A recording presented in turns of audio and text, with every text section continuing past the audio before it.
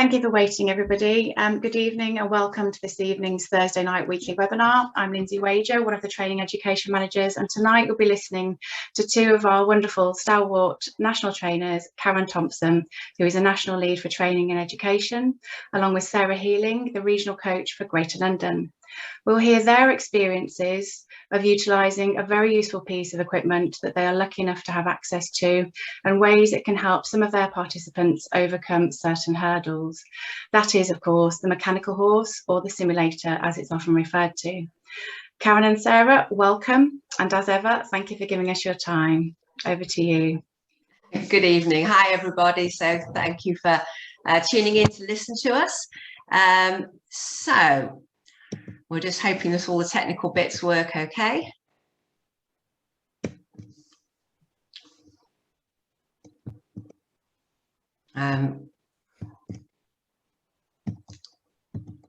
Okay, here we go. So some of the topics that we're going to cover tonight are how we would use the horse for assessment, the types of session that we normally do on the mechanical horse, the horse riding skills that that we can train, and how we actually use it for training the trainers and coaches in the regions. So I thought we better start, just as if we were going to do a real life session, we would start by introducing the riders and the horses. So we better introduce the horses. So if I tell you a little bit about my mechanical horse, so his name is Sully. We all seem to need to give them names, don't we, Sarah? I don't quite know why that is. He's called Sully because he was funded by the Sir Peter O'Sullivan Charitable Trust. We got Sully in March 2020, and he replaced Lloyd, who was funded by Lloyd's Bank. We'd had Lloyd for 17 years, and he was a walk-trot machine, so we were really delighted to be able to get a walk-trot canter machine. For us, he's our wet and cold weather option because we ride outside, so we don't have the luxury of an indoor school. So when the weather's really awful, then we all tend to get onto the simulator. And he is just the simulator that we have is a walk-trot canter machine. Sarah, tell me about Eddie. Yeah, hi everybody. Yeah, so we've got Eddie, and we've had Eddie 5 years now, and he's also a walk-trot canter, but he comes with the whole shebang with the screens and sensors on the reins, under the saddle, on the legs, and gives great feedback. So we are lucky we have an indoor school, Karen, but we still use him an awful lot for assessing riders and improving their skills and position work to then transfer back onto the live horses. So yes, he's a very busy boy in our group. They are worth their weight in gold, aren't they? Definitely. So I thought we'd start by talking about some of the mounting methods that we use to get onto the simulator. So this is my setup at my yard. We actually have a hoist as well. So this means that we can't hoist riders onto our real horses because we ride outside. So we're actually able to get people riding who we wouldn't normally be able to take on. So that's really good. The simulator comes with a large block, which actually we put on the offside. And then we've got a purpose-made block here. And if we need to get that bit of extra height, because he's quite tall boys, aren't they? They're a good sort of, what, 16 hands? Do you reckon, Sarah?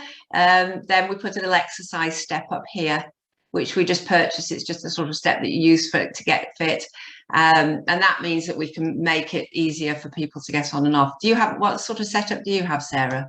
Yeah, we don't have a hoist because our roof is too low. So we've got the big Martello block next to him, and we put a little topper on there. And then if we still need a bit more height, we have a little step a bit like yours for a final little bit of height in the final hour. So yeah, and then we keep another mounting block the other side so that we can have somebody working both sides close by. Yeah, that's really useful. So Bert, now when we were talking, I discovered you had a Madge, was it Madge? Marge, right, okay. So Bert came in very useful when we were training for COVID, because obviously we suddenly realized that we were using the simulator to help people get back going, but the family members were having to get riders on and off the simulator, and so it meant that we couldn't really go in and give them all that information that you'd normally do. Now that we are able to get closer in and use masks and things and sanitize our hands, then it is a lot easier. But Bert was extremely useful, so I was really it was great to hear that you sort of gone along the same lines. I think that Bert and Marge would probably be quite useful in training sessions, because once we start training the coaches, and this is where the simulator comes in handy, that if you're doing, say, mounting and dismounting, you can use the simulator, because he's really patient. He stands there, you can get on, off repeatedly. You can go through all the techniques that you need to use. And I think Bert will be very useful once we get around to doing that again. What about you, Sarah? Do you find that? Yeah, I think so. We used Marge primarily on the live ponies originally to help with side helping. Our Marge did have a head at the beginning, but we found trotting wasn't a good idea and the head rolled. So she too is headless, just like Bert. So they would get on very well, I reckon. I think they need introducing, don't you? I think so. So we use our simulator.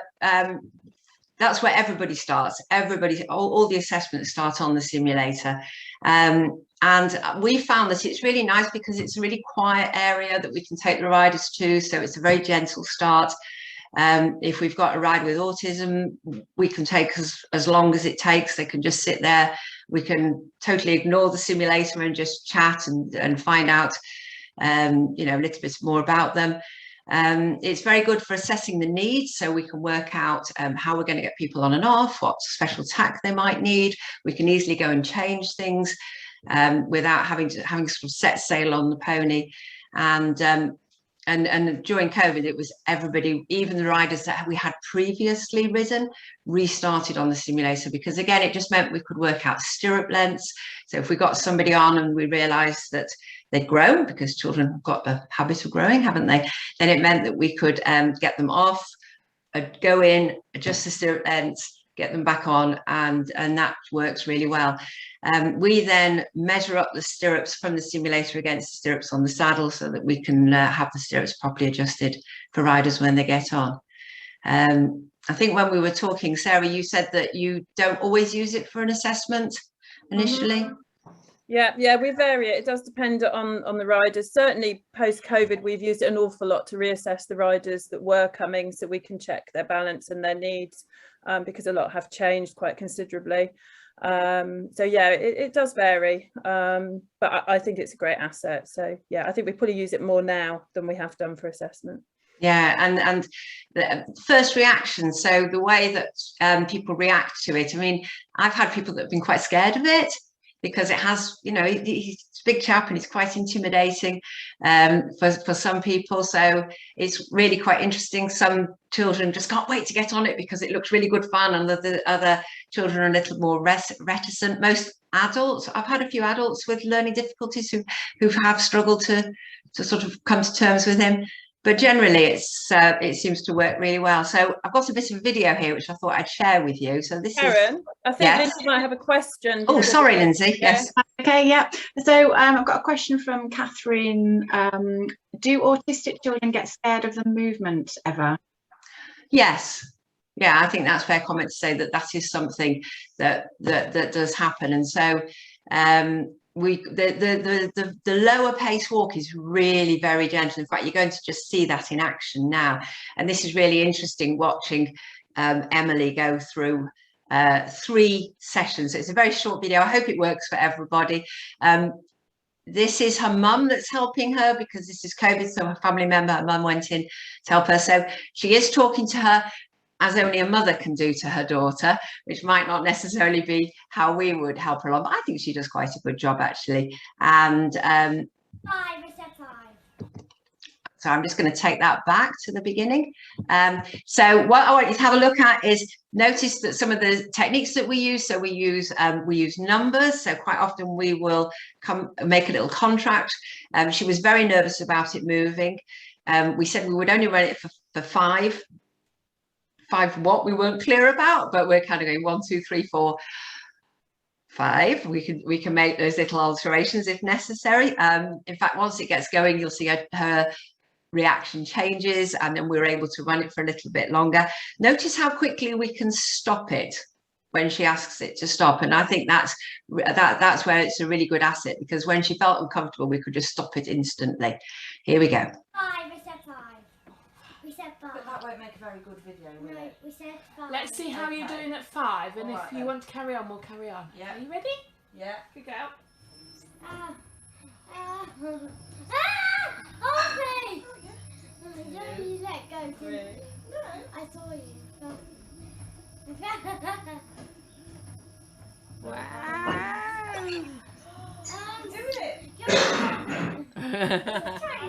Arms out as straight as you can this time. 1, 2, 3, Eyes open. 4, Eyes 5, 6. Oh, well, it felt like a tip top then. Well, keep your eyes open so you can see where you are. Eyes out again. Come on. Listen to what we're saying.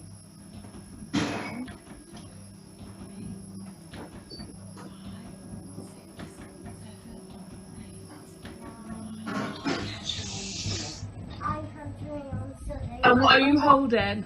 Rain. Good girl. It is 5, it's a 5. So she did finish by saying, this is fun. And I think that's really great to see how quickly her confidence grew. And she did eventually get onto a real horse. Her mum, they felt that without the simulator, we probably would have never got onto the real horse. She's now riding independently and having a really wonderful time. So, so it's really nice to see that quick progression. So the lesson types that we would do normally are therapy, riding skills, riding theory, and we also use it for regaining fitness. So if we move on now to the therapy sessions, always start with a warm-up walk. That's just nice and easy. We do that anyway with all our riders, whether they're on the horse or the simulator. And it's really useful for developing their body awareness and control. You can get really close into the rider, so you can give them lots of support and build their confidence. You can use appropriate exercises.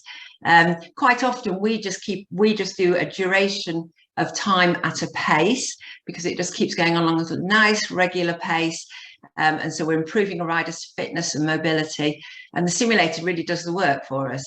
And then we would finish every lesson with a cool down. Now, I know, Sarah, that we have to be a bit creative because we have to use music and things like that to keep everybody entertained. You've got the luxury of the RDA mode, haven't you? Do you want to tell us about that? Yeah, so the RDA mode is fantastic for, actually everybody loves it, not just the kids, the adults do, we do. My staff go on them, they ride off to the zoo. We can do everything. Just very quickly, going back to what you were talking about, Karen, with the autistic children, if they got a little bit scared of the movement, sometimes what we'll do is we'll let them work it before they get on. We'll actually show them what it does, so that they can actually touch it, feel it while it's walking, put their hands on, show them the stop button, show them if they pull the reins it will stop. Just little things like that always help, just so they understand, because kids love computer games, don't they? They're all on their PlayStations, and if they understand the stop and the go and the fact actually it's a computer, they do seem to accept it quite quickly. So that's just another little tip that you can remember. But yeah, we love the RDA mode. So you can go for trips to the zoo, to the beach. You can go out in the countryside. There's like a little area where you can ride to shapes, so they can make choices here. They can actually go and look at what shapes they want to go to. They can pick up apples. So here there's a lake. I don't know if you can see it, a little bit small, but there's like a castle the other side of the lake, and you can go all the way around the lake, ride to the castle, go in through the drawbridge and into the castle, ride around in there. The big favourite is the beach. Now, we did a sponsored ride on ours, a 24-hour ride, and everybody wanted to be on the beach. We tend to not like going to the beach anymore. But if you do ride to the beach a lot on these, my top tip there is put a hand on the horse that you're moving with him, because you do otherwise, after a little while, you get a little bit seasick. It gets a little bit motion, kind of funny thing going on.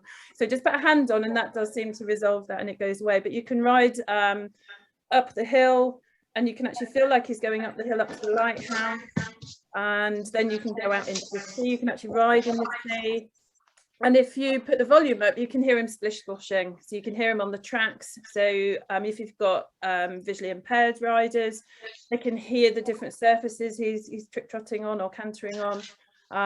And yeah, I mean, it's just fabulous, and they love it. And the zoo is a great hit because all the animals are moving, so they make noises, and they actually will look up at you and stop if you stop to talk to them. yeah, you can move on. That sounds brilliant. I'm very jealous of your screen, actually. I'm now thinking that we need to upgrade Sully. I have to say, I've sat on one with the screen, and yeah, I went to the beach too and had a canter through the waves. It was great. So the next type of lesson that I use the simulator for is to teach riding skills. So it helps to develop body awareness in the rider. You can work on position and balance, technical skills. Maybe we'll come back and chat about these in a minute, Sarah, as I go through the list. Application of the aids. We did talk about the fact that it's perhaps not quite as responsive as a real horse, but it does give that general idea, doesn't it, that of you know, to how to use your leg and the rein and your seat as well. It improves fitness and strength, and the skills do transfer from the simulator onto the real horse. So just going back to technical skills, we use our simulator, we use it for teaching rising trot, for being able to sit in the canter. I know that the one that you've got, you can go into a far more technical skills, can't you? But for us to have a machine that canters is brilliant, because so many of our riders would never get that opportunity to do that. So to be able to canter along and quite easily and quite early on in the session is a really nice thing for the riders to be able to do. For me, one of the main things I use it for is discussing theory. So with my more sort of experienced riders, to actually have the opportunity to get them onto a horse, for them to go through all their drills and exercises and fitness that they want to do, to give them control of the horse. So I put the leg pads on so they can make the horse go and make the horse stop and go do whatever it is they would like to do. But at the same time, we can discuss the theory, riding theory, because that's something that I think when you're doing ordinary sessions, it's really hard to fit in, because you're so busy in the arena with the horse, and not many riders want to necessarily come and just have a sort of theory session without actually being near a horse. So I find that's a really good way of sneaking theory in underneath the door. Let's have a look at yours then, Sarah, and show what you can do. Okay, so this is Eddie. So we've got a great view from the back where we've installed CCTV cameras, and it just so happened, without me really asking for them to, they lined it up perfectly in a straight line behind ours, so we can really use him to reflect on what the riders have been doing in sessions, and then take photos like this that we can look at the straightness.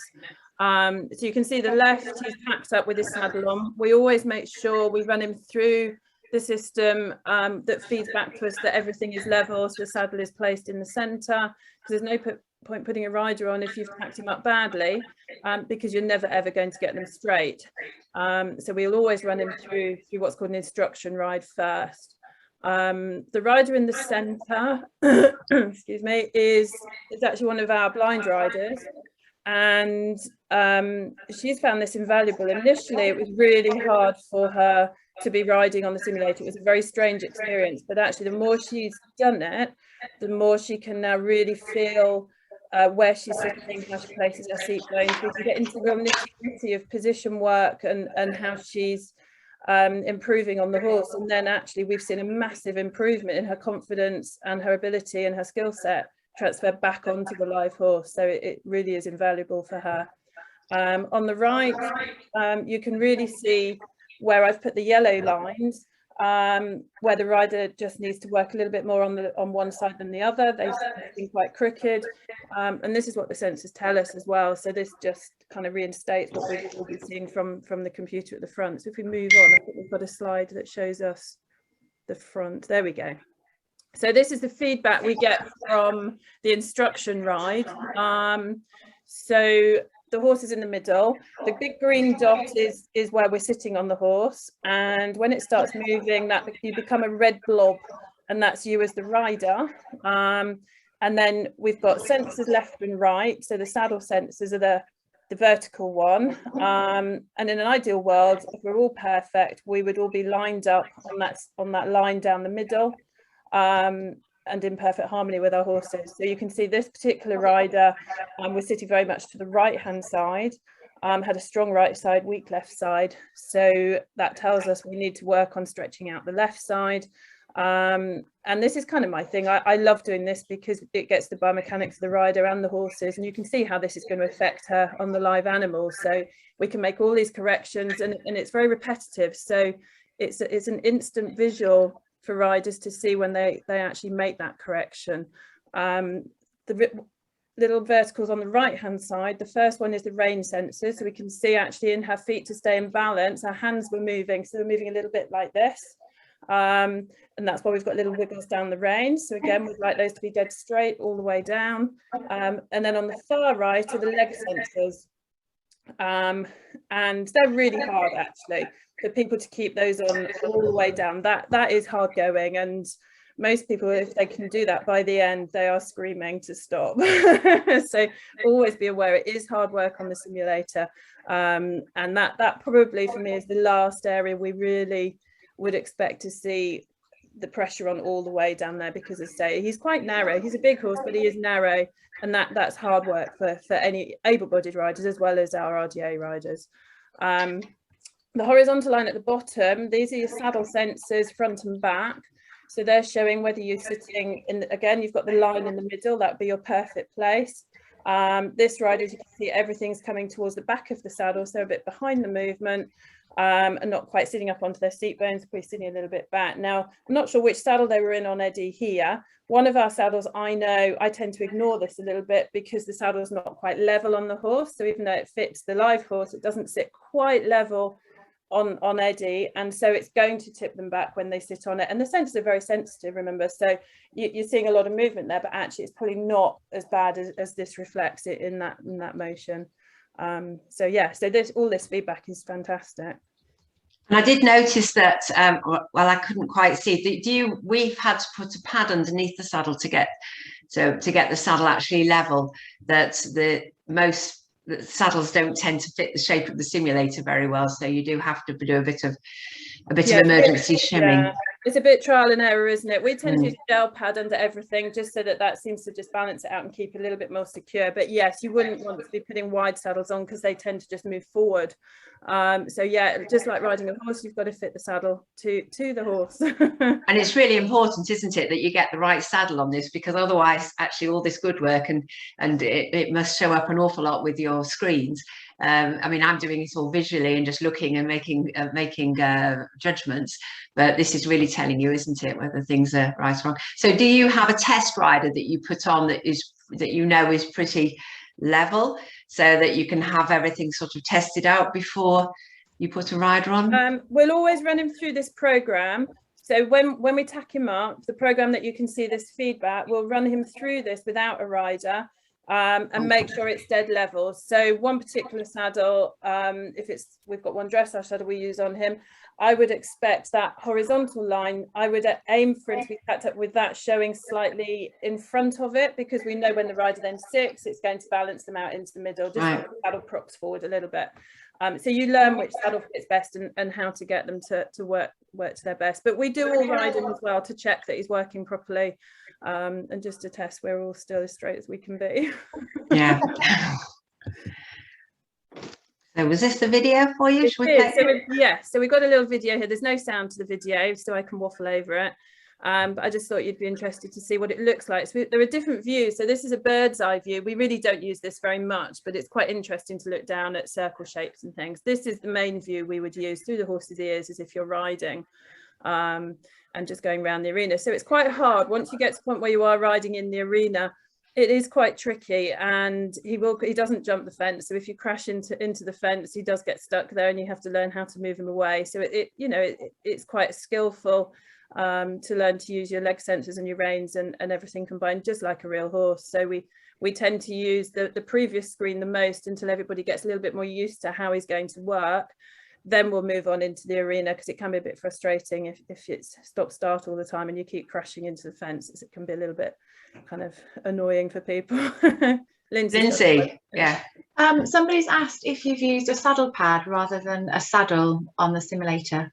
We have, yes. Yeah, we've used our therapy pads, and they work quite well. I think that, again, they're quite hard work on him, because it's a bit like a real horse. It's a bit like going bareback.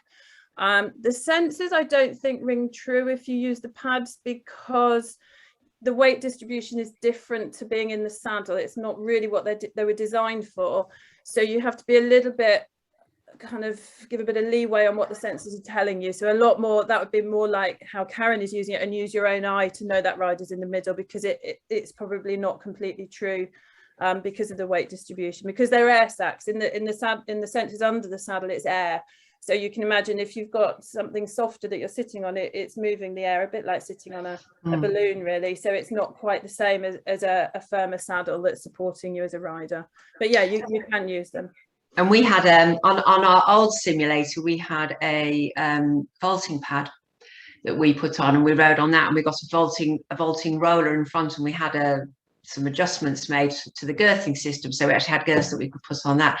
And I did notice, I had a quick look on their website before we came on here, that there's actually a vaulting simulator you can get now. There is. That looks fun, doesn't it? That does look fun. Let's have a go on that. Absolutely, yeah. But yes, it's quite good. And somebody showed me the other day a number that has, it's sort of a number with a pad on the top with a girthing system on it. And I sat on that on the simulator. Obviously, we don't have all the air sacs, and that was actually the most comfortable pad that I found to sit on it, because he is quite bony. So again, I think you have to kind of check. I mean, my advice if you're using one is you need to just check it out yourself and have a go on it and sit on it for 20 minutes like that, and see whether you think that's a reasonable thing to ask somebody to do. Yeah. The other thing you can do when it's in this dressage mode that we enjoy using quite a lot is there's a hacking track. And you can go all the way around. It takes, well, depending on what pace you're in, if it's walking, it takes a very long time. Trot and canter, sort of 10 minutes to do a circuit. And we find that's really useful as a warm up to do like seat position work, jump position. And again, it's on like a tarmac track. Some of us feel a bit strange cantering on it, but you can, it kind of feels wrong, so we move to the grass. But again, you can hear the footfalls. So it's really good for all your riders to hear the noise and the rhythm of the horse, and if he's been walk, trot or canter, and it reflects that as he's going, and you can hear the birds in the trees, and all the sensory input as well is really good with them. And it's great because you can do a little bit in the arena, then you can go rogue and go for a nice little canter around the field or around that little hacking track. So that works really well. Sounds really fun. And I have to say, I had a go at riding inside the dressage arena, and I came very boldly down the centre line and crashed straight into the judge's hut. So there we go. Yeah. It does take a bit of practice. It does. So we were talking a bit, weren't we, about whether you would ride with stirrups and without stirrups. And for me, this is a great chance to get my riders without stirrups, because again, riding outside in quite a windy arena with all the wonderful things we have, all the real birds singing, the pheasants flying out of the hedge, and all the other joys of living in the countryside. So generally we do tend to ride with stirrups in the arena, unless obviously the rider's on the lead and we can keep it well under control. So this is a great opportunity to get riders actually working without stirrups. For you, Sarah, you ride with and without stirrups. Obviously with an indoor school, it's a bit easier to control the environment, isn't it? It is, yeah, we do. I mean, we're lucky where we are. It is a controlled environment, so we do a lot of without stirrup work as well. But on the simulator, generally we'll ride everybody without, unless there's a real reason to put them on, because it's great for getting them to sit down. It's good for their balance. It's challenging them. They feel like they've achieved something because they have no stirrups, and then they go on the pony and they're more willing to try it. There are obviously those riders that you wouldn't take the stirrups away from because they need them as their main base. So again, every rider is an individual, and you have to assess them on that basis. But if you can get them away, even those riders you think wouldn't want to take them away on a live horse, because you're working so close with your simulator, you can take them away, and a lot of these riders will surprise you what they can do on it that they wouldn't be confident doing on a live horse. So yeah, and it's quite nice for showing riders how to get down into the saddle a little bit more, isn't it, and actually find those seat bones, and you know, and to experiment with being able to take the leg away from the horse's side, and to experiment with balance, and sort of where their pelvis is. A lot of the riders, particularly the children, they will brace against the stirrups, won't they? We've all seen them where the legs straighten and they push to the back of the saddle. Yes, get that away, you know, but it's in a safe environment to do it. On the real horse, they probably would end up sliding and slipping all over the place, but actually on here, it's a safe environment to have a go at that, and it gives them that better feel. So hopefully improves their riding skills and how they sit on the real pony. So yeah, it's all good. Okay, so we're on to galloping towards the end now. I think here I'm going to put all these up, and you want to have a talk about them. I think, Sarah, this was your slide, so do you want to talk about this? Yeah, so why do we need to train people? It's really important that you know how these simulators work. It's no good turning up to use one and not really understanding it. It's got to be done in a safe and an effective way. So the only way you can do that is actually to ride him, get to know him. I love the way we call them all hymns. I wonder if anyone's got a girl one somewhere. Oh, I think one group has got one called Penny. Okay, oh, that's cool. Logan's has one called Charlie too. We've got a girl. So it's really important to get on it and ride them, feel what it's like, so that you can help your riders understand how to do it. Because if you can't do it, it's going to be really hard for you as a coach to be able to actually relay those skill sets to encourage the riders to get the best out of the simulator. The dressage settings in particular, break them down and practice. Get someone on the ground to help you. Get the book out. I'm not a good rule book reader, but there will be somebody in your group that will.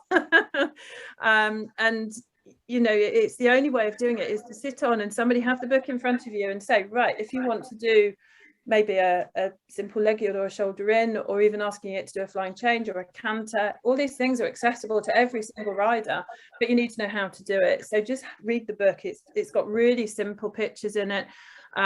We've actually taken the pictures out the book and we've put them up on the wall. Anything that's a little bit complicated that we may think, oh, I might just not quite remember that, we've pinned it up on the wall so that it's there. It's a visual, so it's a quick reminder. And because we can all, if we don't ride in for a little while, we can all go, oh, I can't remember how to do that. But so you can just look at the pictures, look at the dots, and very quickly give yourself a little reminder. The RDA setting, that mode is easier in the sense it's not so technical. But again, there's lots you can do with it, and it's only by playing with it that you'll discover all the little tricks. Like you can pick apples off the tree, you can pick up the eggs, you can give your horse a drink at the water trough, but you have to know how to do that, and you have to have somebody there to help you do that. So go read the books and work it all out. Benefits are enormous. Both modes I think are equally important in the world of RDA. We've got lots and lots of riders that want the technical input. They want to refine their skills, compete in dressage and do all of that. But at the same time, they want to have fun. They want to go and see what it feels like to ride in the sea, go up the hills, around the mountains, in the woods, do all of that. And I think, yeah, there's so much fun to be had. Just, you know, just watching them, and yeah, they all enjoy it. Everybody enjoys playing on them. So yeah. And even with the more basic machine like the one that we've got, then, you know, all those things would still absolutely apply, that by getting on it and finding out how you can use it, how you can make those little subtle adjustments.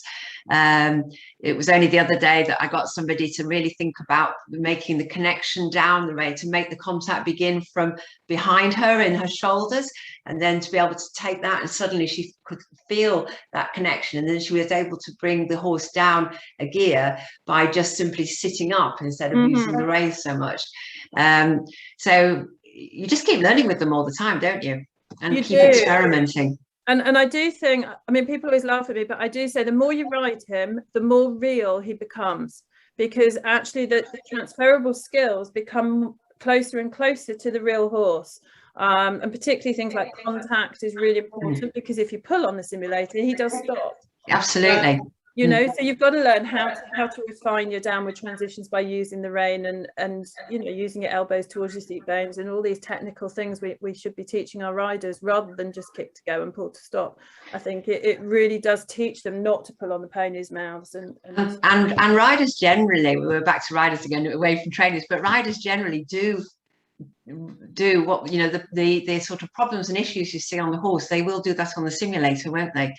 And then, therefore you can go in and have that really opportunity to think about things and break things down and get riders to really think about how they're sitting and where their weight is distributed. And it's only actually by knowing yourself and having sat on it enough yourself that you will be able to make that change for them.